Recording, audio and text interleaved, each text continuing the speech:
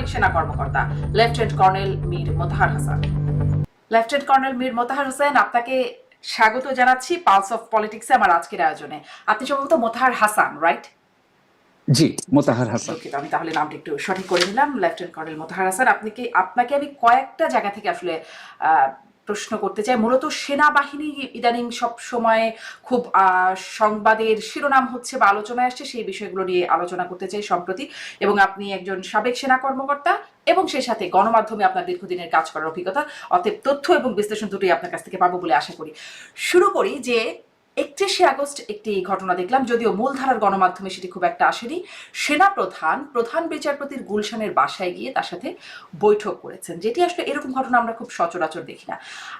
আপনার কাছে একটু জানতে চাই যে আপনি সেনাবাহিনীর মাধ্যমে বা কোনো মাধ্যমে কি এটা জানতে পেরেছেন যে তাদের মধ্যে কথাবার্তার বিষয়বস্তু কি ছিল, অথবা ধারণা করতে পারেন যে সেনা প্রধানের সাথে প্রধান বিচারপতির বৈঠকটি কি ধরনের, তাদের মধ্যে মানে কোর্স অফ বিজনেস কি হতে পারে? এটি কি একটা নিয়মিত বৈঠক কখনো হয় এরকম? প্রথমে আপনাকে ধন্যবাদ, এবং আপনার মাধ্যমে যারা অনুষ্ঠান দেখছে বা দেখবে তাদেরকে ধন্যবাদ। আপনার প্রশ্নটা অত্যন্ত গুরুত্বপূর্ণ, এবং দেশে এটা এখন একটা বহুল আলোচিত বিষয়বস্তু হয়ে দাঁড়িয়েছে যে আজকের এই ইস্যুটা, যে সম্মানিত সেনাপ্রধান মাননীয় প্রধান বিচারপতির সাথে দেখা করেছে। আমার দীর্ঘদিনের অভিজ্ঞতা, আমি প্রায় 30 বছর সেনাবাহিনীতে কর্মরত ছিলাম। সে অভিজ্ঞতার আলোকে বলছি, সাধারণত প্রধান বিচারপতির সাথে মাননীয় সেনাপ্রধান দেখা করেছেন, এটা আমি কখনো অন্তত আগে দেখিনি। কিন্তু যেটা দেখিনি সেটা দেখবো না তেমনটা নয়, কারণ অনেক সময় পরিবর্তিত পরিস্থিতিতে অনেক ঘটনা ঘটে থাকে, যেটা হয়তো আমাদের কাছে অনেক প্রশ্নের উদ্রেক করে। আজকের সাক্ষাৎটাও অনেকটা সেরকমই হয়েছে। আপনার প্রশ্ন হচ্ছে যে সেখানে সেনাপ্রধান বা মাননীয় প্রধান বিচারপতির সাথে কি আলোচনা হতে পারে। যেহেতু আলোচনার সভায় দুজন ছিলেন হয়তো, আমি বিশ্বাস করি সামনে হয়তো আর কেউ ছিলেন না, সুতরাং আমরা অনেক ধরনের আলোচনা করব, ধারণা করব, এটা হতে পারে। সেক্ষেত্রে খুব ভালো হতো যদি তেমন কোনো আলোচনা হয়ে থাকে যা জাতির জন্য জানা দরকার, সেই ক্ষেত্রে যদি আইএসপিআর তরফ থেকে একটা বিবৃতি আসতে পারতো যে কি আলোচনা হলো বা কি হয়েছে, তাহলে আপনার প্রশ্নের উত্তরটা আপনিও পেয়ে যেতেন, এবং হয়তো এভাবে দেশে জনগণও পেয়ে যেত। যেহেতু সেটা হয়নি, সেহেতু আপনি আমাকে প্রশ্ন করেছেন যে আপনি কি ভাবতে পারেন। আমার ভাবনাটা সত্যি হবে সেটা আমি মনে করি না, আবার হতেও পারে। আমার ধারণা যে আপনি সম্প্রতি সময় হয়তো দেখবেন যে দেশে শান্তি শৃঙ্খলা, যেটা আমরা ল অ্যান্ড অর্ডার সিচুয়েশন বলে থাকি, কিছুটা হলেও বিঘ্নিত হচ্ছে। সেনাবাহিনী মাঠে আছে, এবং সেনাবাহিনী অতীতে যখন এই ধরনের মাঠে থাকতো, আমরা যখন থেকেছি, আমরা দেখেছি যে আমরা কিন্তু ল অ্যান্ড অর্ডার সিচুয়েশন সবসময় আমাদের নিয়ন্ত্রণে রাখতাম, এবং সেক্ষেত্রে দেশবাসী সবসময় কিন্তু তাদের হ্যাপিনেস প্রকাশ করতো যে না, দেশে শান্তি শৃঙ্খলাটা খুব ভালোভাবে বজায় আছে। এই ক্ষেত্রে হয়তো এবার কিছুটা ব্যত্যয় হচ্ছে, এটা গেলো এক। দ্বিতীয়ত হচ্ছে যে সরকার সেটা কতটুকু নিয়ন্ত্রণ করতে পারছে ল অ্যান্ড অর্ডার সিচুয়েশন, সেটা নিয়ে আলোচনা হয়। এবং এই ধরনের একটা ল অ্যান্ড অর্ডার সিচুয়েশনের মধ্য দিয়ে দেশে যে আমরা সম্ভাব্য নির্বাচন চিন্তা করছি সামনে বছর ফেব্রুয়ারি মাসে, তাহলে সেটা কতটুকু সম্ভব? যদি সম্ভব না হয়, তাহলে কি সরকারি পরিবর্তন দরকার আছে? যদি দরকার হয়ে থাকে, তাহলে সেইটা কি তত্ত্বাবধায়ক সরকার হবে? তত্ত্বাবধায়ক সরকার যদি হতে হয়, তাহলে তো একটা রূপরেখা দরকার। কে হবে সর্বশেষ প্রধান বিচারপতি? সেটা যদি হয়, তো বর্তমান প্রধান বিচারপতি কিন্তু হয়তো সম্ভবত সামনের বছর ডিসেম্বরে স্বাভাবিক অবসরে যাবেন। তাহলে উনি কি হবেন তত্ত্বাবধায়ক সরকারের প্রধান? যদি সেটা হয়ে থাকে, তাহলে তো একটা আলোচনার বিষয়বস্তু হয়ে যেতে পারে। তার কারণ বর্তমান প্রেক্ষাপটে যেহেতু এই গণঅভ্যুত্থানটার সাথে সেনাবাহিনীও একটা স্টেক হোল্ডার, তারাও কিন্তু তাদের অংশীদারিত্ব রেখেছিল গত বছর আগস্টে, 5ই আগস্টে যে অভ্যুত্থানটা হয়েছিল। সুতরাং সেই প্রেক্ষাপটে হয়তো বা উনি মাননীয় প্রধান বিচারপতির সাথে আলাপ করলে করতেও পারেন যে যে ওনার কি মতামত, বা উনি কতটুকু আসতে চাইবেন বা এই দায়িত্বভার গ্রহণ করতে চাইবেন, আপনি যদি মানে মনে এরকম থাকে একটা আলোচনা আসতে পারে বলে ধারণা করা যায় যে হয়, তত্ত্বাবধায়ক সরকার হতে পারে সামনে, এই সরকার হতে পারে, পরিবর্তন হতে পারে এবং সেখানে প্রধান বিচারপতির ভূমিকা কি হবে এই নিয়ে একটা আলোচনা হতেও পারে বলে আপনি ধারণা করছেন। আহ, হতে পারে। জি, হতে পারে। আরেকটা জিনিস একটু আমি 1-11-র বলতে মতো চাই, কোনো এই ক্ষেত্রে পরিস্থিতি তৈরি হতে পারে কি? আসলে কি পরিস্থিতি তো বলে তো তৈরি হয় না, এটাও যেমন সত্য কথা। আবার অনেক সময় পরিস্থিতি তৈরি করা হয়, এটাও অস্বীকার করার কোনো উপায় নেই। 1-11 যখন হয়েছিল আমি তখন কর্মরত ছিলাম বাংলাদেশ সেনাবাহিনীতে। হুম, তখন আমার মানে একেবারে প্রত্যক্ষভাবে দেখার সুযোগ ছিল কি হয়েছে এবং কেমনে কি ঘটেছে। সুতরাং বর্তমান অবস্থার দৃষ্টি মনে হয় যেটা আর কি, পরিস্থিতি কিন্তু তার সাথে মেলানো যায়। হুম। কি হবে সেটা সময় বলে দেবে। জি, 1-11-র মতো পরিস্থিতি মতো মেলানো যায় এই বিষয়টি নিশ্চয়ই দর্শক খেয়াল করে শুনছেন। আমি আরেকটি সাথে সাথে মানে একই দিনে আরেকটি বৈঠক হলো, সেটি যমুনায় প্রধান উপদেষ্টা ডক্টর ইউনূসের সাথে principal staff officer lieutenant general S M Kamrul Hasan তার একটি বৈঠক হয়েছে। সেই বৈঠকটি সম্পর্কেও আসলে গণমাধ্যমে খুব একটা জানানো হয় নাই। এখানেও আসলে কি ধরনের বৈঠক হতে পারে সেই বিষয়েও কি কোনো তথ্য আপনারা বা আপনি জেনেছেন? এদের মানে তাদের মধ্যে আসলে কথাবার্তার কি হতে পারে? এই ক্ষেত্রে আমি আমার পূর্ব অভিজ্ঞতার আলোকে একটু কথা বলি।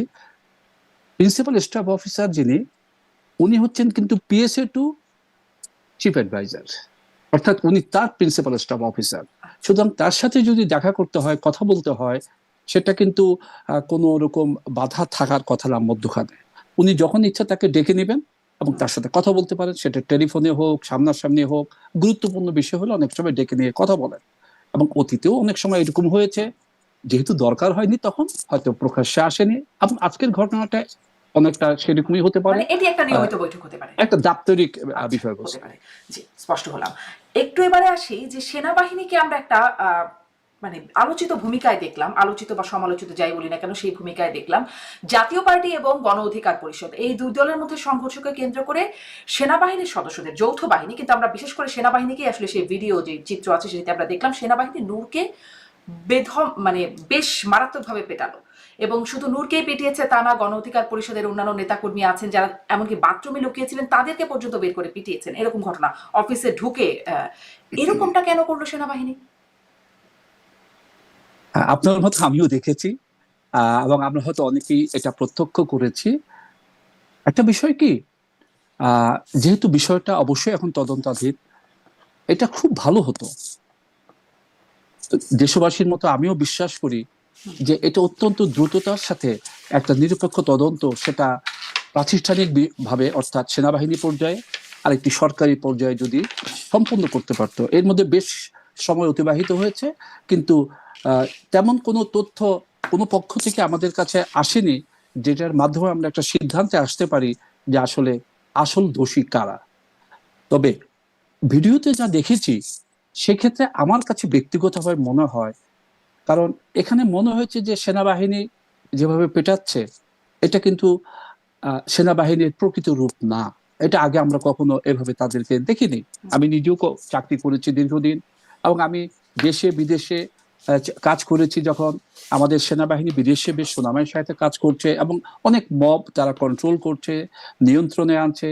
আগেও দেশে কিন্তু তারা এইভাবে কাজ করেছে। আপনি 1-11-র কথা বলেন, আপনি 90-র অভ্যুত্থানের কথা বলেন, আমি তখন দেখেছি প্রত্যক্ষভাবে। এবারের চিত্রটা একটু ভিন্ন দেখলাম। আমি বিশ্বাস করি হয়তোবা এর পিছনে কারো কারো ইন্ধন থাকতে থাকতেও পারে, যেটা সেনাবাহিনীর বিপক্ষে যায়, এবং সেনাবাহিনীর বিপক্ষে গেলে হয়তো একটা কথা বলার ক্ষেত্র তৈরি হবে। আমি একটু প্রাক্তন সেনা কর্মকর্তা হিসেবে এই ক্ষেত্রে বর্তমান সেনা প্রধানের দৃষ্টি আকর্ষণ করতে চাই, অত্যন্ত বিনীতভাবে বলতে চাই যেন উনি অত্যন্ত কঠোরভাবে এই জিনিসটাকে বিশ্লেষণ করেন এবং দ্রুততার সাথে সিদ্ধান্ত নিয়ে যদি কেউ দোষী হয়ে থাকে তাদেরকে প্রকৃত শাস্তি দিয়ে দেশবাসীকে জানিয়ে দেওয়া উচিত যে আমরা যদি ভুল করে থাকি তাহলে শাস্তি দিয়েছি, আর যদি আমাদের ভুল না থেকে থাকে তাহলে দেশবাসী জানা জি, উচিত যে না, এখানে আমাদের ভুল যদি নেই। ভুল করে থাকি শাস্তি দিয়েছে, কিন্তু ভুলের বিষয়টিতে সেনাবাহিনী একরকম সাফাই গাইলো। বরঞ্চ আমি আইএসপিআর এর বিবৃতির কথা বলছি, যেখানে আসলে এই বিষয়ে তারা ব্যাখ্যা দিচ্ছে, আইএসপিআর ব্যাখ্যা দিচ্ছে এবং তার সবশেষ যে প্যারাটা সেটি আমি একটু পড়ি। সকল ধরনের মব ভায়োলেন্সের বিরুদ্ধে গণপ্রজাতন্ত্রী বাংলাদেশ সরকার জিরো টলারেন্স নীতি গ্রহণ করেছে। বাংলাদেশ সেনাবাহিনীর সরকারের এই সিদ্ধান্ত পুনর্ব্যক্ত করছে এবং জনমনের স্বস্তি ও নিরাপত্তা আনয়নে সকল ধরনের মব ভায়োলেন্সের বিরুদ্ধে কঠোর অবস্থান গ্রহণ করতে সদা প্রস্তুত রয়েছে। জননিরাপত্তা, আইন শৃঙ্খলা, শান্তি বজায় রাখতে সেনাবাহিনী সর্বদা বদ্ধপরিকর। মানে এই ঘটনার প্রেক্ষিতে এটি হচ্ছে তাই, মানে আইএসপিআর এর বিবৃতির লাস্ট প্যারাটা। আরো আছে, ঘটনাটা কি ঘটলো সেটি সম্পর্কে একটু বলছে, কিন্তু মানে সরকারের সিদ্ধান্ত মব ভায়োলেন্সের বিরুদ্ধে জিরো টলারেন্স, এই জন্য সেনাবাহিনী আসলে এরকম, মানে সেনাবাহিনী তো ভুল স্বীকার করছে না, বরং একরকম সাফাই গাইছে বা তার পক্ষে বলছে যে সেনাবাহিনী কেন এই আচরণ করলো। হ্যাঁ, আপনার মতো আমিও এই ইয়ে আপনার আইএসপিআর এর যে বিবৃতি সেটা আমি দেখেছি। একটু বলি, সাফাই গাক আর নিজের পক্ষে বলুক, এই ক্ষেত্রে যেটা করতে পারতো সেটা হচ্ছে যে আমরা হঠাৎ করে দেখলাম যে এই ক্ষেত্রে সেনাবাহিনী উপস্থিত হয়েছে, মব কন্ট্রোল করার চেষ্টা করেছে, চেষ্টা করতে গিয়ে হয়তো প্রতিহত হওয়ার কারণে তারা আবার অ্যাগ্রেসিভ ভাবে সেটাকে নিয়ন্ত্রণ করার চেষ্টা করেছে। এই চেষ্টাটা গত 5 আগস্টের পর থেকে দেশে কিন্তু বহুবার এই ধরনের মব জাস্টিস হয়েছে। 5ই আগস্টের পরে কিছুদিন আমি হয়তো মানতে রাজি আছি যে সেই সময়টা ওইটা গ্রহণযোগ্যতার মধ্যে পড়ে। তারপরে বিভিন্ন সময় যে মব জাস্টিস গুলো হয়েছে সেখানে আমরা আমাদের সেনাবাহিনীকে, প্রিয় সেনাবাহিনীকে যেভাবে চেয়েছিলাম সে তো সেভাবে দেখিনি। সেটা না দেখার কারণে হঠাৎ করে সেদিন 31শে আগস্ট, বা না 31শে আগস্ট না, সেদিন তারিখ ছিল, যাই হোক, ভিপি নুরুর উপর যে আঘাত আসলো শুক্রবার, জি, হঠাৎ করে তাদের এই আগ্রাসী ভূমিকাটা অনেক প্রশ্নের অবতারণা করেছে। কিন্তু এটা যদি ধারাবাহিকভাবে হতো তাহলে কিন্তু এই প্রশ্নের অবতারণা হতো না, এবং দেশবাসী কিন্তু চায় যে এই ধরনের আগ্রাসন বা আগ্রাসী ভূমিকায় জনগণ যেন অবতীর্ণ না হয় এবং তাকে সঠিকভাবে নিয়ন্ত্রণ করা হোক। কিন্তু এটিকে আসলে সেনাবাহিনী মব ভায়োলেন্সই বা বলছে কেন? মানে মব তো একরকম উদ্দেশ্যহীন জনতা একটা ভায়োলেন্স সৃষ্টি করছে, সহিংসতা করছে, সেটি এরকম মব ভায়োলেন্স হতে পারে। যেমন ধরেন 32 নম্বরে যখন বঙ্গবন্ধুর বাড়ি ভাঙা হলো সেখানে হতে পারে, বা বিভিন্ন ব্যবসা প্রতিষ্ঠান বা নেতাকর্মী, আওয়ামী লীগ নেতাকর্মীদের বাড়িতে উদ্দেশ্যহীনভাবে জনতা একসাথে হয়ে একটা জায়গায় মানে কোন রকম সহিংসতা করলো সেটি, বা কাউকে পেটাচ্ছে রাস্তায়, সেটি হতে পারে। কিন্তু এটা তো একদম রাজনৈতিক পরিচয় সম্পন্ন গণ অধিকার পরিষদ এবং জাতীয় পার্টি, তারা তো আসলে উদ্দেশ্যবিহীন জনতা নয়, এবং তাদের একদম সুনির্দিষ্ট লক্ষ্য উদ্দেশ্য নিয়ে তারা যাচ্ছে জাতীয় পার্টিকে নিষিদ্ধ করা, এবং ওরা আবার প্রতিহত করছে, এরকম একটা অবস্থা। মব কেন বলছে সেনাবাহিনী? আপনার প্রশ্নটা যুক্তিযুক্ত, কিন্তু আমি একটু বলবো এটা মব না বলে আমরা, ঠিক আছে, কিন্তু যখন নাকি ওরা ওখানে গিয়েছিল জাতীয় পার্টিকে নিষিদ্ধ ঘোষণার দাবি নিয়ে, তখন তাদের কিন্তু খুব ভালোভাবে আগে থেকে না করা হয়েছিল যে আপনারা এসেন না বা কিছু করেন না, আপনাদের দাবি যেভাবে উত্থাপন করা উচিত সেভাবে উত্থাপন করেন এবং চলে যান। কিন্তু আপনি ভিডিওটা লক্ষ্য করলে দেখবেন সেখানে যে তাদের তরফ থেকে কোনো আক্রমণ আসেনি তেমন তা না, কিন্তু তাদেরও কিন্তু ভূমিকা ছিল এই বিষয়টাকে উস্কে দেওয়ার ব্যাপারে। এখন যখন কোনো একটা পরিস্থিতি তৈরি হয়ে যায় তখন একেবারে উপস্থিত ক্ষেত্রে পুঙ্খানুপুঙ্খ রূপে বিচার বিশ্লেষণ করে এবং সেখানে নিজস্ব কর্তৃত্ব স্থাপন করাটা অত্যন্ত কষ্টকর। আপনার একটা কথা মানতে হবে, সেনাবাহিনী কিন্তু মূলত মব কন্ট্রোল করে অভ্যস্ত না। এটা এটা বেসিক্যালি হচ্ছে পুলিশের দায়িত্ব।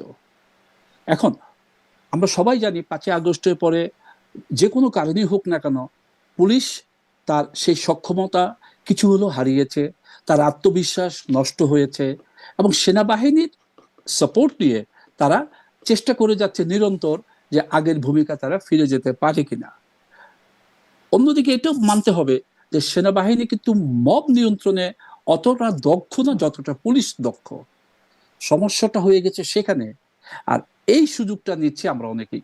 আপনি 32 নম্বরের কথা বলেছেন, এছাড়াও বিভিন্ন সময় বিভিন্ন জায়গায় মব কন্ট্রোল হয়েছে সেগুলো বলেছেন। এখানে আমাদেরও কিছু ভুল আছে। ভুলটা কি?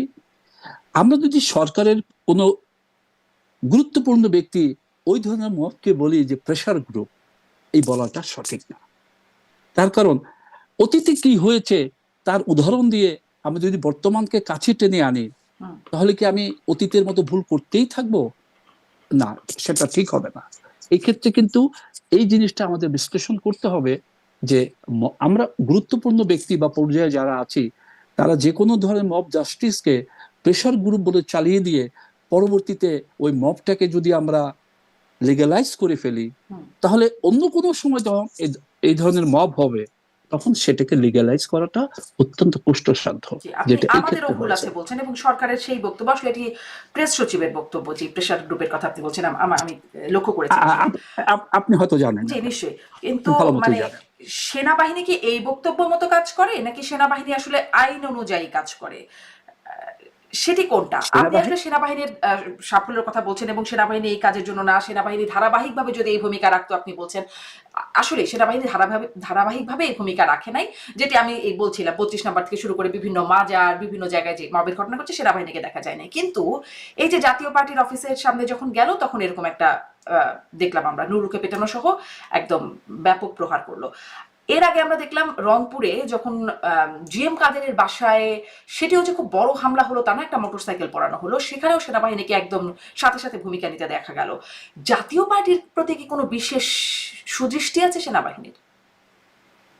আমার পূর্ব অভিজ্ঞতা, বা আমি যতদিন সামরিক বাহিনীতে কাজ করেছি, আমি 2010 পর্যন্ত কাজ করেছি, সেই অভিজ্ঞতা আমাকে বলতে পারবো যে সেরকম কোনো সম্পৃক্ততা আমি তখন পর্যন্ত অন্তত দেখিনি। আপনি আপনি এখন যেটা বললেন যে হ্যাঁ, এখন ব্যাপারটা হয় কি, যেহেতু রংপুরের ঘটনা, ওটা ওই সম্পর্কে আমিও জানি, যেটা হয়েছে সার্জিস আলম উনি গিয়েছেন, ওনার সাথে কথা বলেছেন, এবং দেশের জনগণ এটা কিন্তু সাধুবাদ জানিয়েছিল যে ঠিক আছে, একটা ভালো কাজ। কিন্তু তারপর আবার 2-4টা ঘটনা ঘটে যাওয়ার পর আবার এটা যখন হয়েছে কাকতলীয় ভাবে, আবার সেই জাতীয় পার্টির ক্ষেত্রে সেটা ঘটেছে। তাতে করে আপনার মতো অনেকের মতো আমার কাছেও একই প্রশ্ন হয়তো আসতে পারে, তারা কি জাতীয় পার্টির প্রতি কোনো দুর্বলতা প্রকাশ করছি? এটা অমূলক না, কিন্তু আসলে তেমনটা হয়েছে কিনা এটা সময় বলে দিবে। তবে পারসেপশন বল একটা কথা আছে, পারসেপশনটা যদি একবার গ্রো করে যায় সেটা ভেঙে ফেলাটা কিন্তু কষ্টকর। এই ক্ষেত্রে পারসেপশনটা আপনি যে কথা বলেছেন সেটা কিন্তু অনেকটা তেমনই কাজ করছে। জি, তেমনই কাজ করছে বলছেন আপনি, মানে কারণ একই দিনে দেখলাম দিনাজপুরে মবের ঘটনা ঘটলো, একটি দরবার শরীফে হামলা হলো, সিলেটে হলো মব, মুক্তিযোদ্ধারা একটা আয়োজন করছিল 71 মঞ্চ নামে, সেখানে শিক্ষক, সাংবাদিক, মুক্তিযোদ্ধা তারা মবের শিকার হলেন, কিন্তু তাদেরকে ধরে নিয়ে যেতে দেখলাম আমরা, পুলিশ এসে তাদেরকে ধরে নিয়ে গেল। অন্যদিকে মানে সেখানে আপনার সাথে আমিও একমত, আমিও ওটা দেখেছি। আমার প্রশ্নটা এখানে যে এই 5ই আগস্টের পরে গণ অভ্যুত্থানের পক্ষের শক্তি বা জুলাই যোদ্ধা নাম দিলে তাদের জন্য ট্রিটমেন্টটা একরকম, একটু তাদের জন্য অনেক ক্ষেত্রে 7 গুণ মাফ হয়ে যায়, কিন্তু এখানেই আমরা দেখলাম নুরুল হক নুরু, যিনি গণ অভ্যুত্থানের পক্ষে একজন শক্ত অবস্থান তার, এবং মানে শক্তি বলা যায় তাকে, তাকে সেনাবাহিনী পেটালো। মানে এটা কি মেলানো যায় ঘটনাটা? এই মানে ধারাবাহিকভাবে যেরকম ঘটনা চলে আসছে, জুলাই যোদ্ধা গণঅভ্যুত্থানের পক্ষের শক্তির প্রতি যে অ্যাটিটিউড, তার সাথে এটি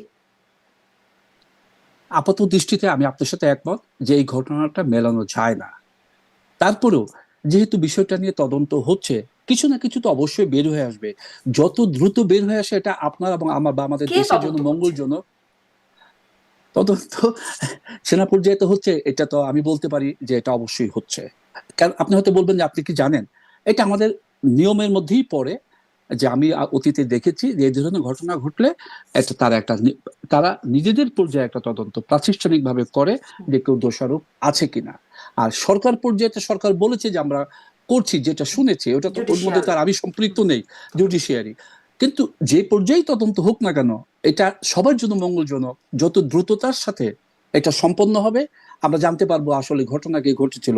কিন্তু যাই ঘটুক না কেন, ঘটনাটা অবশ্যই দুঃখজনক। কারণ একজন ভিপি নুরের মতো একজন প্রতিষ্ঠিত রাজনীতিবিদ, যে আপনি যদি মনে করতে পারেন যে তৎকালীন ডাকসু নির্বাচনে সরকারের বিরুদ্ধে অবস্থান নিয়ে ভিপি হিসেবে পাশ করে বের হয়ে আসাটা এটা এত সহজসাধ্য ছিল না। সে বের হয়ে এসেছিল, তার মানে কি তার গ্রহণযোগ্যতা আছে। এরকম গ্রহণযোগ্য একজন রাজনৈতিক নেতাকে এভাবে বেধড়ক পেটানো এটা অন্তত সঠিক না। তা তো তাকে বটেই, যেভাবে মানে হোক না কেন, ওই আমলেও মার খেত, তাকে এই যে, আমলেও মার খাচ্ছেন হ্যাঁ, বিভিন্ন। এটাই বলতে চাচ্ছি, জি। যেভাবেই হোক না কেন হয়তো সেনাবাহিনীর লোকেরা তাকে কর্ডন করে হুম, ওখান থেকে সরিয়ে নিয়ে যেতে পারতো। জি। আমার মনে হয় এটা একটা করতে পারতো। সেই ক্ষেত্রে আমি মনে করি যে কিছুটা ব্যর্থতা থেকে যায়। জি। এখন এই যে জুডিশিয়াল ইনকোয়ারির কথা বা বিচার বিভাগের তদন্তের কথা বলছেন প্রেস সচিবই আবার শফিকুল আলম, কিন্তু মানে যখন সেনাবাহিনী ম্যাজিস্ট্রেসি পাওয়ার থাকে সেই অধীনে তারা যখন এই এই ধরনের দায়িত্ব পালন করতে যায়, তারা তো স্বরাষ্ট্র মন্ত্রণালয়ের অধীনে থাকে, তাই না? তাহলে স্বরাষ্ট্র উপদেষ্টা, যিনিও একজন সাবেক সেনা কর্মকর্তা, সাবেক লেফটেন্যান্ট জেনারেল, তিনি তার পক্ষ থেকে এই বিষয়ে আমরা খুব একটা বলতে দেখলাম না। আমি আসলে তার সম্পর্কেও, আপনার নিশ্চয়ই পেশাগত জীবনে দেখবার বা জানবার সুযোগ হয়েছে তার সম্পর্কে, মানে তিনি কি খুব শক্ত কি বলবো পার্সোনালিটি, যোগ্যতার অধিকারী মানুষ? মানে এই ধরনের ক্ষেত্রে তাকে শক্ত অবস্থানে দেখা যায় না, অন্যান্য উপদেষ্টারা ঘোরাঘুরি করেন, প্রেস সচিব কথা বলেন, এমনটি কেন হয়? আপনি একটা শক্ত প্রস্তুত করেছেন আমাকে। আহ আমি ব্যক্তিগতভাবে ওনার সাথে কাজ করেছি আমার চাকরি জীবনে, সরাসরি তার অধীনে কাজ করেছি যেহেতু তাকে দেখার সুযোগ আমাকে হয়েছে। উনি আমার একজন ঊর্ধ্বতন কর্মকর্তা ছিলেন। আহ উনি একজন সৎ ব্যক্তি, এ ব্যাপারে কোনো সন্দেহ নেই, এবং উনি খুব নরম মনের মানুষ, এ ব্যাপারে কোনো সন্দেহ নেই। একটা কথা কি, আপনি আমার কথা থেকে বুঝে নিতে হবে, সৎ ব্যক্তি, নরম মনের মানুষ আর প্রশাসন, আহ, সবগুলো কিন্তু একসাথে মেলে না। সবকিছু যদি একসাথে না মেলাতে পারেন তাহলে আপনার ব্যর্থতা আসবে। আমার কাছে মনে হচ্ছে যে যেহেতু উনি একটু নরম মনের মানুষ, ওনার এই ক্ষেত্রে আর একটু শক্ত হওয়ার দরকার আছে বলে আমি ব্যক্তিগতভাবে মনে করি। জি। আচ্ছা, মানে সৎ নরম মনের, কিন্তু যোগ্য তার কতটুকু আছে, কিন্তু কোনোভাবেই তাকে আমি যোগ্যতা নিয়ে বলছি না, আমি বলতে চাচ্ছি যে তার প্রশাসনিক ভাবে এই যে ঘটনাটা ঘটলো সেখানে তার আরেকটু দৃঢ়চেতা মনোভাব আমরা আশা করেছিলাম। জি, আমরা আসলে তার কোনোভাবেই বহিঃপ্রকাশ দেখতে পাচ্ছি না। কথা বলছেন, আমরা দেখছি জি অন্যান্য অন্যান্য উপদেষ্টারা কথা বলছেন, যাচ্ছেন, প্রেস জি সচিব কথা বলছেন, জুডিশিয়াল জি ইনকোয়ারির জি কথা জি বলছেন। তিনি কেন জানি জি। বলছেন না? আহ, আ- আ- আ- সেটা আমি একটা। কিন্তু আপনার সাথে একমত যে স্বরাষ্ট্র মন্ত্রণালয়ের উপদেষ্টা হিসেবে হ্যাঁ, এই ক্ষেত্রে তার ভূমিকাটা আরো জোরালো হতে পারতো, এই হওয়া ক্ষেত্রে উচিত ছিল। শুধুমাত্র আমি মনে করতে পারি 5 না আগস্টের না, পর। আপনি যেহেতু এটা নিয়ে কথা বললেন, হ্যাঁ। আর যদি আপনি আমাকে জিজ্ঞেস করেন সামগ্রিক ভাবে, হুম, তাহলে আমি সামগ্রিক ভাবে বলতে পারি যে সামগ্রিক ভাবে আমাদের দেশের ল অ্যান্ড অর্ডার সিচুয়েশনটা এই মুহূর্তে যেহেতু ভালো না, তার দায়ভার কিন্তু আমি যদি স্বরাষ্ট্র মন্ত্রণালয়ের দায়িত্বে থেকে থাকি তাহলে আমার উপরই আসবে। হুম। আর যদি ভালো কিছু হয়ে থাকে সেই সফলতা আমার, কিন্তু সফলতার চেয়ে ব্যর্থতার ভার যেহেতু বেশি, আমি এই দায়ভার এড়াতে পারি না। জি, তিনি এই দায়ভার হয়তো এড়াতে পারেন না। মানে আমি না, এটা উনি আরেকটু বলছি, কখনোই এটা এর এড়াতে আগে পারেন যখন না। জাতীয় পার্টির অফিসে আরেকবার হামলা হয়েছিল, পোড়ানো হয়েছিল জাতীয় পার্টির অফিস, তখন তার একদিন বা দুদিন পরে, সম্ভবত একদিন পরে তাকে জিজ্ঞাসা করা হয়েছিল, সাংবাদিকটা তাকে জিজ্ঞাসা করছিলেন, তিনি বলছেন তিনি ঘটনাটা জানেনই না। যেখানে তার মানে পুলিশ ছিল, সেনাবাহিনীর সদস্যরাও আশেপাশে ছিল, তখন খুব একটা ব্যবস্থা নেয় না। এই জন্যই আমি আসলে জিজ্ঞাসা করছিলাম সামগ্রিকভাবে তিনি আসলে কতটা যোগ্য ব্যক্তি। এর আগে যিনি ছিলেন, আহ, আসি এই প্রশ্নে, আপনি হয়তো একটু বলেছেন যার কারণে এই প্রশ্নে আর না যাই। কারণ হচ্ছে তাকে বারবার তার সম্পর্কে বলার পরেও রাজনীতিবিদরাই বলছেন, তার পদত্যাগের দাবি করছেন, গণ অভ্যুত্থানের পক্ষের মানুষরাই বলছেন, কিন্তু তাকে সরানো হয় না। এটার কি কোনো কারণ আছে? মানে এখানে কি কোনো বিশেষ চ্যানেল আছে যার কারণে তিনি এখানে টিকে যান? আসলে কি পদত্যাগের যে কালচারটা সেটা বাংলাদেশে কি আছে? নেই।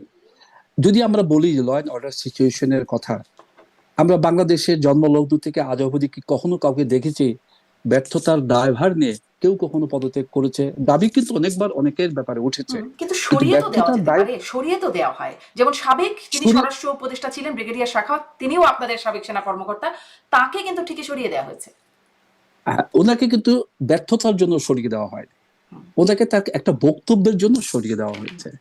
বুঝতে হবে তার কারণ। আমার কাছে কেন জানি মনে হয় সরিয়ে দেওয়াটাকে আমরা মনে করি সরকারের একটা ব্যর্থতা, কিন্তু ওটা তো আসলে না।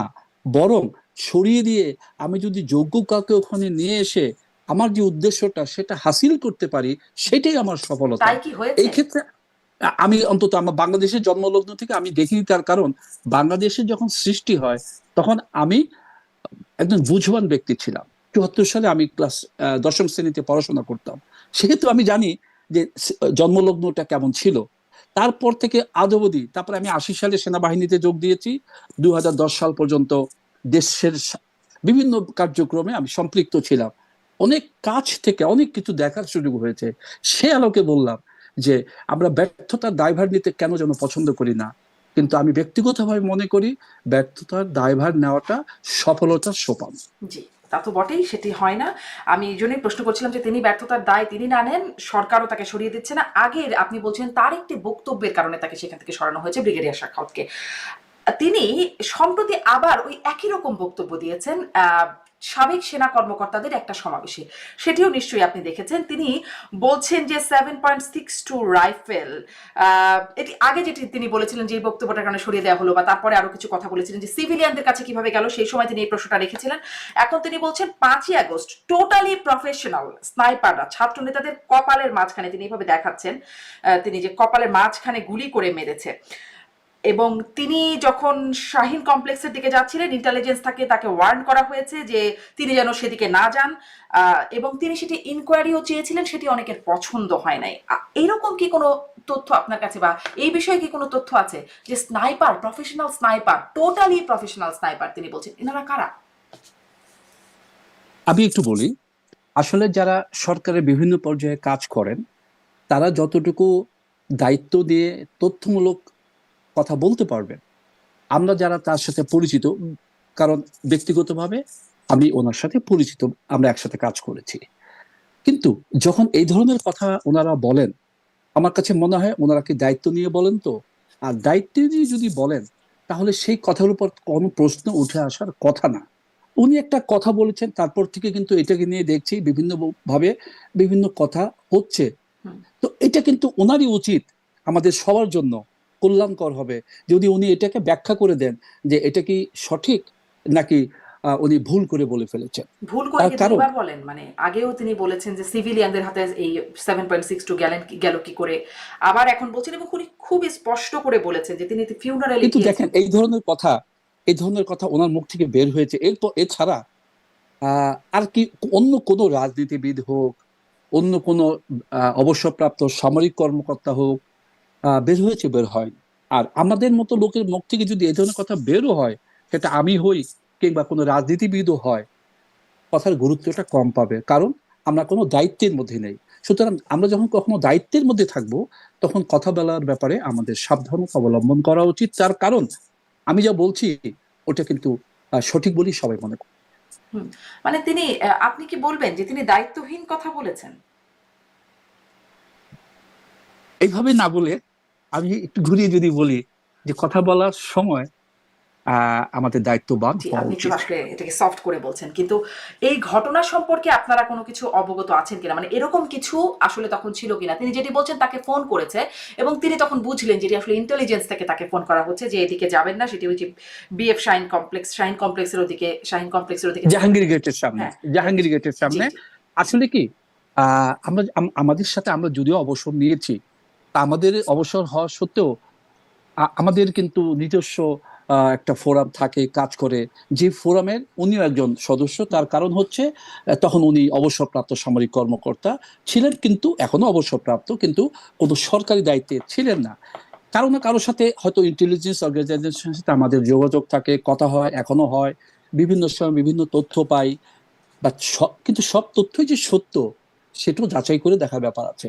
আমাকে বলা হলো যে এটা 7.62 মিলিমিটার রাইফেলের গুলি, বা ওই স্নাইপারের গুলি, বা অস্ত্রের গুলি, সেটা কতটুকু সত্য আমাকে বললেই, স্যার আপনি ওদিকে যেন না, ওটা আমি মেনে নিলাম, পরবর্তীতে সেটা ফাঁস করে দিলাম, এটা অন্তত সঠিক না। তার কারণ আমি কি কতটুকু নিশ্চিত ছিলাম যে ওই তথ্যটা সঠিক ছিল। শুধু সঠিক না হয়, উনি ইনকোয়ারি করতে চেয়েছিলেন, তাকে ওখান থেকে সরানো হলো, মানে এই বিষয়টাই বা কেমন হলো? আহ উনি ইনকোয়ারি করতে চেয়েছেন, ওনাকে সরিয়ে দিয়েছে, এই ব্যাপারে যেহেতু উনি মুখ খুলেছেন, এটার শেষটা ওনার অন্তত করা উচিত। জি, এই বিষয়ে আপনি আর খুব বিস্তারিত গেলেন না। আমি একটু এখানে আসি যে আপনি মবের কথা আসলে বলছেন। একটা কথা বলি, অনেক সময় অনেক অনেক তথ্য থাকে যে আপনি একেবারে নিশ্চিত না হয়ে যদি কথা বলেন তাহলে সেটা বিভ্রান্তি তৈরি করবে। সুতরাং কিন্তু আপনারা যেহেতু আসলে উনি ইন্টেলিজেন্সের কাছ থেকে, আপনারাও সাবেক সেনা কর্মকর্তা, দীর্ঘদিন আপনাদের সেনাবাহিনীতে বা খোঁজ খবর এখনো রাখেন আপনারা, জি এরকম রাখি, কোনো তথ্য বা এরকম কোনো কথা কখনো শুনেছেন? আমি আমার তরফ থেকে বলতে পারি, যেহেতু আমি মিডিয়াতে 15 বছর কাজ করেছি, সেই ক্ষেত্র থেকে যতদিন মিডিয়াতে কাজ করেছি আমার সাথে সবার একটা সম্পর্ক ছিল, যোগাযোগ ছিল, এবং সেই সূত্র ধরে এখনো অনেকে আমার সাথে যোগাযোগ করে কথা বলে। এবং আমি বিশ্বাস করি আমার সেনাবাহিনীতে একটা ব্যাপক পরিচিতি আছে। হুম। কিন্তু আমি অন্তত সেই পরিচিতির সুবাদে এমন কোনো তথ্য কখনো পাইনি যেটা দিয়ে আপনি যে কথাটা উপস্থাপন করেছেন সেই ধরনের কথা আমার কানে এসছে। আমি শুধু ওই আপনি যেভাবে বললেন আমি সেভাবেই শুনেছি। আমি মনে করি যদি এটা সত্য হয়ে থাকে তাহলে সেটা প্রতিষ্ঠিত হওয়া উচিত। তাহলে আমরা ভাববো যে হ্যাঁ, যে তথ্যটা উনি পেয়েছিলেন সেটা সঠিক। জি, সেই ইনকোয়ারিটা হওয়া উচিত যেটি আসলে তিনি করতে চেয়েছিলেন, কিন্তু সেটি হয় নাই শেষ পর্যন্ত, বরঞ্চ এটা তিনিই হওয়া সরে উচিত, গেলেন। এটা হওয়া উচিত, সরকারের স্বার্থেই হওয়া উচিত। হ্যাঁ, আপনি বলছিলেন যে মব নিয়ন্ত্রণের ক্ষেত্রে, হ্যাঁ, ধারাবাহিকভাবে আমরা দেখছি যে পুলিশের না হয় নানান রকম ব্যর্থতা, সীমাবদ্ধতা অনেক কিছু আছে। 5ই আগস্টের পরে সেনাবাহিনীকে, 3 বাহিনীকে ম্যাজিস্ট্রেসি পাওয়ার দিয়ে মাঠে নামানো হলো, কিন্তু তারপরেও এরকম। তাহলে কি সেনাবাহিনীকে আমরা এখানে ব্যর্থ বলবো? যদিও 3 বাহিনীকে ম্যাজিস্ট্রেসি পাওয়ার দেওয়া হয়েছে, কিন্তু মূলত এটা সেনাবাহিনী যারা মাঠে থাকে তারা এটা প্রয়োগ করে। আমি একটা জিনিস আপনাকে একটু বলি, আমরা বিভিন্ন সময় কিন্তু 90-এর যখন গণ আন্দোলন হয়, আমি তখন যেহেতু সেনাবাহিনীর এক মধ্যম সারির অফিসার তখন ছিলাম, আমি দেখেছি সে আন্দোলন। আমি 96 সালে যখন আন্দোলন হয় সে আন্দোলনটা দেখেছি।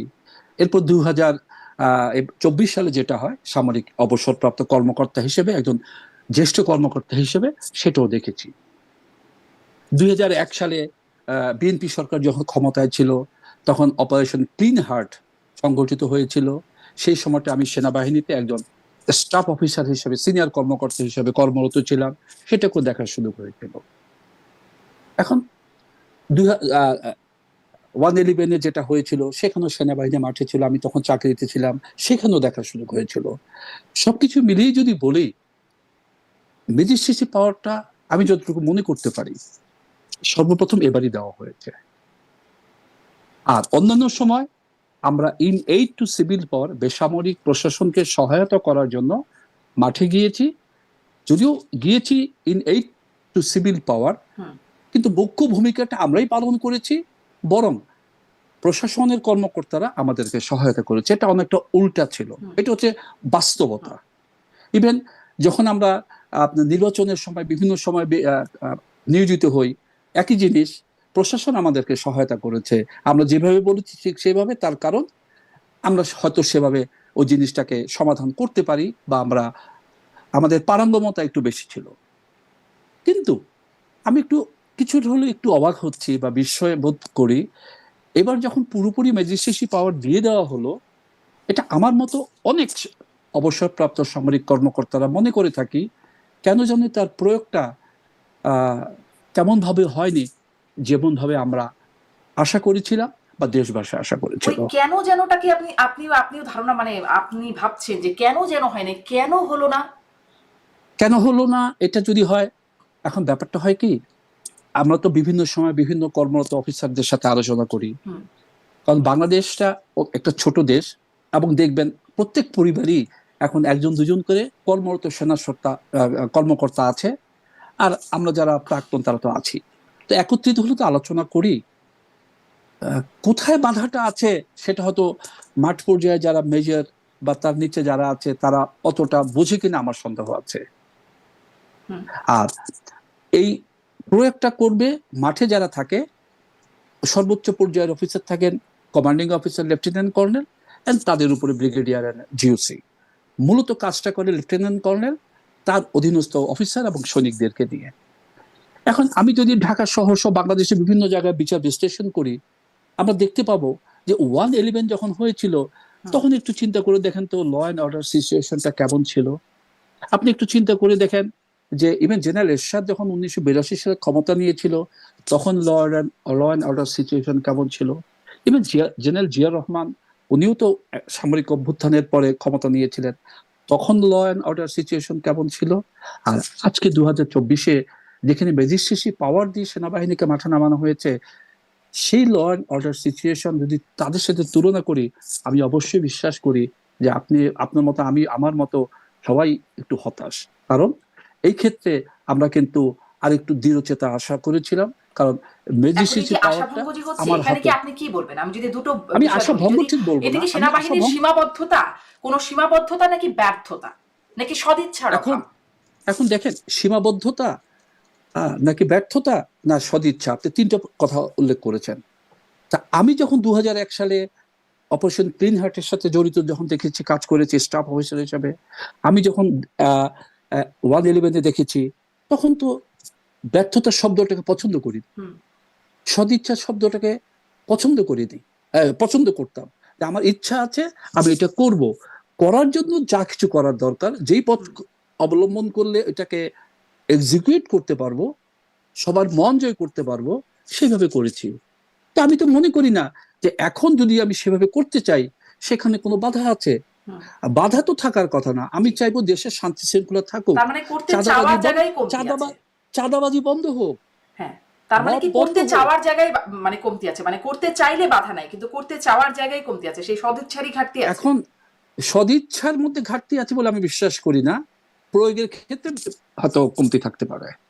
কারণ দেশের শান্তি শৃঙ্খলা বজায় থাকুক এটা চায় না হুম। এমন কেউ আছে বলে আমি আমি একটু বিশ্বাস করি আপনাকে না। এটাও প্রশ্ন করতে চাই যে মানে এই বাহিনীর প্রধান, সেনা প্রধানের কথা বলছি, তিনি আসলে কেমন পার্সোনালিটির মানুষ, মানে এটার সাথে একটু এটাও যুক্ত করে দিই, মানে এই যে আমি সদিচ্ছা বা ব্যর্থতা এই বিষয়গুলো জানতে চাইছিলাম। তিনি গুরুত্বপূর্ণ ভূমিকা পালন করছেন গণ অভ্যুত্থানের পর থেকে, স্টেক হোল্ডার হিসেবে আছেন এই পুরো ঘটনা প্রবাহে।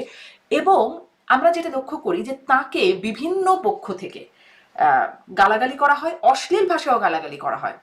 গণ অভ্যুত্থানের পক্ষের শক্তিরা অনেক সময় তার পদত্যাগ চান, তাকে সরিয়ে দিতে বলেন, তাকে নিয়ে গালাগালি করেন, এমনকি পতিত যে শক্তি আওয়ামী লীগ তারাও তাকে মীর জাফর বেঈমান বলেন। আসলে সবাই তাকে কেন গালি দেয়? তার পার্সোনালিটি জায়গাটাও যদি একটু বলেন। আপনি একটা কঠিন প্রশ্ন করেছেন, তারপর আমি একটু বলবো। জেনারেল ওয়াকুরুজ্জামান, উনি যখন আহ, কর্মক্ষেত্রে, আমরা তার জ্যেষ্ঠ কর্মকর্তা ছিলাম, এবং সেই হিসেবে তখন থেকেই দীর্ঘদিন থেকে আমরা একে অপরের সাথে পরিচিত এবং কাজ করার ক্ষেত্র একসাথে ছিল। উনি অত্যন্ত অমায়িক একজন মানুষ, ভদ্র একজন মানুষ, এবং পেশাগত দক্ষতা সম্পন্ন একজন মানুষ, এ ব্যাপারে কোনো সন্দেহ নেই। এবার আসি এক্সিকিউশনের ব্যাপারে। ব্যাপারটা হচ্ছে যে আমরাও এটা আপনার মতো দেখছি, প্রত্যক্ষ করছি যে বিভিন্ন আহ, গণ আন্দোলনের যারা নেতৃত্বে আছেন তারা তাকে গালাগালি করছেন, এবং শুধু তাকেই গালিগালাজ করছে তা না, সেনাবাহিনীকেও গালিগালাজ করে। ঘিলু আমরা নাই। কিন্তু হ্যাঁ, আমরাও খুব আহত হই যখন সেনাবাহিনীকে গালিগালাজ করা হয়। কারণ আমিও তো একজন প্রাক্তন সেনা কর্মকর্তা। গণমাধ্যমে কোনো কর্মীকে যদি গালিগালাজ করা হয়, আপনি নিশ্চয়ই আহত হবেন, কারণ আপনি একজন গণমাধ্যম কর্মী। আমিও কিন্তু আহত হব, যেহেতু আমি একজন গণমাধ্যম কর্মী।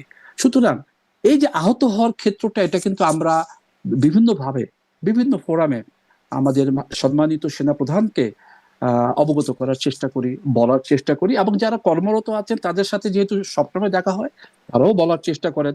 এবং সম্প্রতি আপনি দেখেছেন যে একটা সেনা দরবারে উনি, যেহেতু গণ আন্দোলনের নেতারা এই ধরনের কথা বলে, তাদেরকে সন্তান তুল্য আখ্যা দিয়ে ভুলে যাওয়ার জন্য বলেছেন। এই বলে ক্ষেত্রে ওরা বড় আমি একটু হলে বুঝবে, বড় হলে না, ভুল বুঝবে, তখন ওরা আমি লজ্জা একটু পাবে। দ্বিমত পোষণ করি। কারণ আমি একটু কেন দ্বিমত পোষণ করেছি সেটা হচ্ছে যে আহ, যে সমস্ত নেতাদেরকে সন্তান তুল্য বলা হচ্ছে, তারা কিন্তু আন্দোলনের নেতৃত্ব দিয়ে একটা সফল আন্দোলন করেছে, তার মানে কি তাদের সেই দক্ষতা আছে। হুম, আর যে সমস্ত অফিসাররা প্রশ্ন করেছিল, তারাও কিন্তু বয়স খুব বেশি তাদের তা না, হুম, তারা একটা মেজরের, আমি যখন মেজর ছিলাম আমার বয়স ছিল 26 বছর, 27 বছর। হুম, তাহলে মানে কি, আমি ছিলাম মেজর, আমার বয়স কিন্তু 26-27। আমার কাছ থেকে আশা করেছেন একজন মেজর হিসেবে কাজ করব। ঠিক তেমনি আমিও কিন্তু যে সফল আন্দোলনের নেতৃত্বে ছিলেন বা আছেন, তার কাছ থেকে কিন্তু সেরকম আচরণ আশা করব, যে আচরণ আমাকে আহত করবে না। এই ক্ষেত্রে একটা বাহিনীর বিরুদ্ধে কথা বলা, বাহিনী প্রতিষ্ঠানের বিরুদ্ধে কথা বলা সঠিক না। আমি এই অনুষ্ঠানের মাধ্যমে হয়তো সম্মানিত সেনাপ্রধানের দৃষ্টি আকর্ষণ করতে পারি যে উনি, আমরা যারা অবসরপ্রাপ্ত আছি তাদের মনোভাবকেও সম্মান দিয়ে, যারা কর্মরত আছে তারা হয়তো অনেক সময় কিছু বলতে পারে না, হুম, কিন্তু তাদের মনোভাবটা বুঝে নিয়ে সন্তান তুল্য বলে আমি মাফ করে দিব সেটা সঠিক না। তাদের বোঝাবার দায়িত্ব আমাদের, এবং সেটা কিভাবে করব, সেটা সরকারের মাধ্যমে হোক বা অন্য কোনো মাধ্যমে হোক, একটা যথাযথ মাধ্যমে এটাকে সমাধান দ্রুত করা উচিত। জি, আপনি সেনা প্রধানের দৃষ্টি আকর্ষণ করেছেন। আমি একটু ছোট ছোট করে শেষ করার দিকে আর কি ছোট ছোট করে একটু এটি জি বলবেন জি যে জি যে সেনাবাহিনী তাহলে এই যে একটা তাদের ব্যর্থতা সীমাবদ্ধ বা যেভাবেই বলি না কেন মব নিয়ন্ত্রণে বা এই সময় আইন শৃঙ্খলা পরিস্থিতি নিয়ন্ত্রণে ম্যাজিস্ট্রেসি পাওয়ার থাকা সত্ত্বেও খুব একটা সফল হচ্ছে না। সামনে নির্বাচনেও সেনাবাহিনী দায়িত্ব পালন করবে স্ট্রাইকিং ফোর্স হিসেবে। এখন স্বাভাবিক পরিস্থিতিতেই এই অবস্থা আইন শৃঙ্খলা নির্বাচনের সময় পারবে মানে আইন শৃঙ্খলা পরিস্থিতি নিয়ন্ত্রণে রাখতে সম্ভব হবে? আমি যদি আমার পূর্ব অভিজ্ঞতার কথা বলি, এখন তো দেশ অনেক এগিয়েছে। আমরা এখন বর্তমান একটা ডিজিটালাইজড যুগে বাস করছি। আমরা যখন নাকি নির্বাচনের সময়, আমার খেয়াল আছে আমি 1991 সালে নির্বাচনে কাজ করেছি। সে কোথায়? সেই কিশোরগঞ্জের মিঠামইন, যেখানে লঞ্চে করে যেতে হয়েছে। এখন তো লঞ্চ লাগে না, এখন তো গাড়ি করে চলে যাচ্ছে। আমরা কাজ করেছি সেই 2001-এর নির্বাচনে, 2009-এর নির্বাচনে। এই তিনটে নির্বাচনে আমি অন্তত প্রত্যক্ষভাবে কাজ করেছি। সেই অভিজ্ঞতার আলোকে বলতে পারি সেনাবাহিনী যথেষ্ট দক্ষ, এবং সেনাবাহিনীর যথাযথ ভূমিকা ছাড়া সুষ্ঠু নির্বাচন কখনোই সম্ভব না। এটা একেবারে নির্দ্বিধায় বলা যেতে পারে। এবং যার জন্য প্রশাসন সবসময় চায় পুলিশ, আনসার বা অন্যান্য যে সমস্ত বাহিনী আছে তাদের সাথে সেনাবাহিনীর মোতায়েন করাটা, এবং মূল ভূমিকাটা সেনাবাহিনী পালন করবে। আর যদি সেনাবাহিনীর এই ক্ষেত্রে যথাযথ ভূমিকা ছাড়া সুষ্ঠু নির্বাচন সম্ভব না, যথাযথ এটা ভূমিকা কোনোদিন এখনো সম্ভব না। দেখা যাচ্ছে না। নির্বাচনের সময় থাকবে কিনা সেই নিয়েই আমার প্রশ্নটা। নির্বাচনে আমি আমি আমি বিশ্বাস করি থাকবে। তার কারণ সেনাবাহিনীতে যারা এখন কর্মরত তারা সবাই চায় দেশে একটা সুষ্ঠু পরিবেশ ফিরে আসুক, একটা গণতান্ত্রিক সরকার ফিরে আসুক, এবং সেটা তা কি একমাত্র সবাই চায়? সম্ভব সুষ্ঠু নির্বাচন। এটা আমি বিশ্বাস করি সবাই চায়। তার কারণ আমি যদি বলি আপনাকে একটু বলতে হয়, তাহলে আমরা সেনাবাহিনীর সদস্যরা সবসময় চাই গণতান্ত্রিক সরকার দেশে থাকুক। আমি আমার উদাহরণ দিয়ে বলতে পারবো, 1990 সালে যখন জেনারেল এরশাদ ফল করলেন, তখন আমি একজন মধ্যম মানের মেজর ছিলাম। আমার চাকরি তখন 8-10 বছর। আমি তখন জাতীয় প্যারেড স্কোয়ারে ছিলাম, অবস্থান করছিলাম। রাতে একজন ঊর্ধ্বতন কর্মকর্তা এসে আমাদের সবাইকে দাঁড় করিয়ে বলল, চলো আমরা একটা কিছু করি জেনারেল এরশাদকে রক্ষা করার জন্য। আমরা কিন্তু কায়ে কমনো বাক্যে, আমরা তো বিদ্রোহ করতে পারি না, আমরা অবমাননা করতে পারি না জ্যেষ্ঠ অফিসারকে। শুধু একটুই বললাম যে স্যার, আপনার আদেশটা যেহেতু লফুল না, আমরা এটা মানতে রাজি না। এটা দ্বারা আমি বোঝাতে চাচ্ছি যে আমরা আনলফুল কমান্ডকে মেনে নিতে রাজি না। আমরা চাই দেশে গণতন্ত্র থাকুক, গণতান্ত্রিক সরকার কাজ করুক। এটা অবশ্যই সেনাবাহিনী চায়, এবং সে বিশ্বাস থেকে আমি বিশ্বাস করি দেশে ফেব্রুয়ারিতে যদি নির্বাচন হয়, সেনাবাহিনী অবশ্যই চাইবে যে একটা সুষ্ঠু নির্বাচনের মাধ্যমে দেশে গণতান্ত্রিক সরকার কিন্তু এই সুষ্ঠু প্রতিষ্ঠিত হোক। নির্বাচনের পক্ষে সেনাবাহিনী আসলে 14, 18 বা 24 এই ক্ষেত্রগুলো আসলে সুষ্ঠু নির্বাচন হয় নাই, এবং সেনাবাহিনীকে সেই যথাযথ ভূমিকায় কি দেখা গেছে যার কারণে যে আমরা বিশ্বাস করবো যে সেনাবাহিনী সুষ্ঠু বা যথাযথ ভূমিকা পালন করবে? শিখে আপনার এই কথার উত্তর আমি দিব। 14, 18 এবং 24 সবার মতো আমিও মর্মাহত। আমাদের ভূমিকাটা কিছুটা বিতর্কিত ছিল। তো যেটা আমরা ওই যে বললাম, যেটা হয়নি, আমরা চলুন সেখান থেকে ঘুরে দাঁড়াই। আমরা 25-26-এ এসে একটা সুন্দর নির্বাচন উপহার দিই। জি, কিন্তু অন্তত ঘুরে আমাদের দাঁড়ানোর যে সেই গাজী। বাস্তবতা তো বর্তমানেও দেখা যাচ্ছে না। সেনাবাহিনীকে এখনো মব নিয়ন্ত্রণে বা আইন শৃঙ্খলা পরিস্থিতি নিয়ন্ত্রণে খুব, আপনিও বলছিলেন যে যথাযথ বা আপনারা যেটি আমি প্রত্যাশা আবারও করেন সেই আপনাকে বলি, ভূমিকাতেও দেখা যাচ্ছে না। নির্বাচনের ক্ষেত্রে নির্বাচন চলাকালীন সময় সেনাবাহিনীর যে দক্ষতা, এটা অতুলনীয়। আমি বিশ্বাস করি সেটা তারা করতে পারবে। তবে আপনার কথার রেশটা হচ্ছে যে এখন কেন পারছে না, সেখানে আমি তাদেরকে ব্যর্থ বলবো না। তবে তাদের কাছ থেকে আমরা যতটুকু আশাবাদী ছিলাম সেই ক্ষেত্রে কমতি আছে। এই ক্ষেত্রে তাদেরকে যেটুকু করতে পারেনি সেটা আমি মেনে নিয়েই বলছি। এখনো তো সময় আছে, সামনে আর 5-6 মাসের মতো। তারা যদি চায় দেশের শান্তি শৃঙ্খলা ফিরিয়ে আনাটা, এটা তাদের জন্য অবশ্যই সম্ভব। সম্ভব। অবশ্যই জি, সম্ভব। আমি একটা শেষ প্রশ্ন করি। আমি কদিন আগে আরেকজন সেনা কর্মকর্তার সাথে কথা বলছিলাম, তাকেও এই প্রশ্নটি করছিলাম। আপনি হয়তো আরো বেশি ভালো উত্তর দিতে পারবেন, কারণ আপনি ওই সময় দায়িত্বেও ছিলেন, মানে সেনাবাহিনীতে ছিলেন। তারেক রহমানকে যারা পিটিয়েছেন সেনাবাহিনীর কর্মকর্তারা, তারা এখন কোথায়? আসলে এটা সময়ের হাতে ছেড়ে দেয়। তার কারণটা হচ্ছে কি, আসলে তারেক রহমানকে সেনা কর্মকর্তারা ধরে নিয়ে যাওয়ার পরে কিভাবে কি আচরণ করেছে, এটা জনাব তারেক রহমান উনি ভালো বলতে পারবেন, কারণ যেহেতু উনি ভিকটিম। হুম। তো আমরা একটু অপেক্ষা করি। আর তারা আসলে তাদের অবস্থানটা এখন সঠিকভাবে বলাটা তারা কি এখনো কষ্টসাধ্য। সেনাবাহিনীতে আছেন, না, বা কোনো তাদের কেউ অবস্থাতে কেউ কি সেনাবাহিনী আছেন? না, না, এটা থাকা সম্ভব না। তার কারণ ঘটনা হচ্ছে 2006 বা 2007 সালের দিকে, আর এখন 2025, 18 বছর পার হয়ে গিয়েছে। তাদের অধিকাংশই ইতিমধ্যেই অবসরে চলে যাওয়ার কথা। এটা অধিকাংশ, মানে কেউ কেউ এখনো আছেন? অধিকাংশ বলতে আমি বোঝাচ্ছি যে 95-99%। কারণ চাকরির যে একটা বয়স সীমা, আমাদের তো হুম, চাকরিটা হচ্ছে র্যাঙ্কের সাথে সম্পর্কিত। একটা মেজর 48 বছর বয়স হলে তাকে অবসরে চলে যেতে হচ্ছে। 50 বছর চাকরি হলে, 50 বছর বয়স হলে লেফটেন্যান্ট কর্নেলকে চাকরি থেকে চলে যেতে হচ্ছে। তো সেই হিসাবে আমার মনে হয় না এখন চাকুরিরত কেউ আছে। জি। আর যদি প্রমোশন পেয়ে আরো সিনিয়র কর্মকর্তা হন তাহলে তো থেকে যেতে পারেন, তাই না? আমি এখন যারা ঊর্ধ্বতন পর্যায়ে আছে, যেহেতু কম বেশি অনেকেই জানি বা তাদের সম্পর্কে জানি, আমার মনে হয় তাদের বোধহয় অবস্থানটা উচ্চ পর্যায়ে এই মুহূর্তে নাই। জি, অনেক ধন্যবাদ আপনাকে। আপনি অনেকটা সময় আপনার সাথে কথা হলো, অনেকগুলো বিষয়ে বোঝার চেষ্টা করলাম। আপনার তথ্য এবং বিশ্লেষণ, অনেক ধন্যবাদ জনাব মোতাহার হাসান, আপনাকে যুক্ত হবার জন্য। আপনাকে আবার ধন্যবাদ, এবং আপনার মাধ্যমে যারা অনুষ্ঠানটা দেখলেন বা দেখবেন তাদের